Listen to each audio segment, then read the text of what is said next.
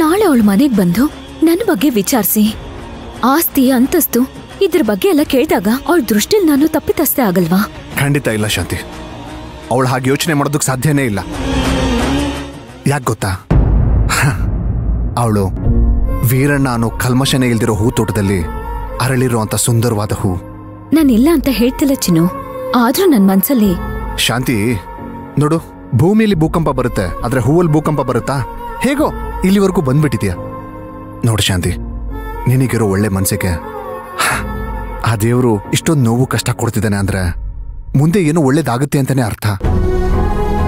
ನಿನಗೊಂದು ಗೊತ್ತಾ, ದೇವರು ಯಾರಿಗೆ ಕಷ್ಟ ಕೊಡ್ತಾನೆ ಹೇಳು? ಅದನ್ನ ಮೆಟ್ಟಿ ನಿಲ್ಲೊಂತವ್ರಿಗೆ ಕೊಡ್ತಾನೆ. ನಿನ್ ಕೈಲಾಗತ್ತೆ ಶಾಂತಿ. ನೋಡು, ಇವಾಗ ಜಾಸ್ತಿ ಯೋಚನೆ ಮಾಡಬೇಡ. ಆಫೀಸಿಗೆ ಟೈಮ್ ಆಯ್ತು, ನಡಿ ಹೋಗೋಣ.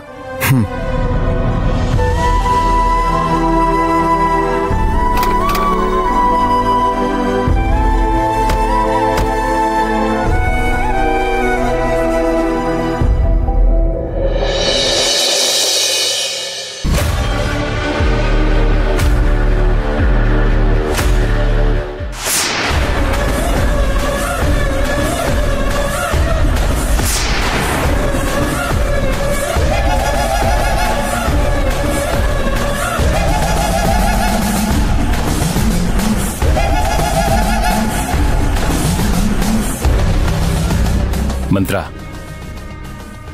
ನಡಿಬಾರ್ದಾಗಿತ್ತು, ನಡೆದೋಯ್ತು. ಅದನ್ನ ಮರ್ತು ಬಿಡು.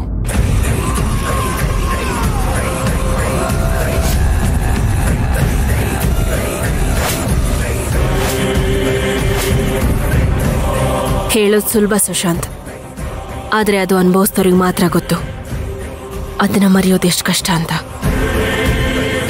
ಜೈಲು ಅಂದ್ರೆ ಏನು ಅಂತ ಅಲ್ಲಿದ್ದವ್ರಿಗೆ ಮಾತ್ರ ಅರ್ಥ ಆಗತ್ತೆ.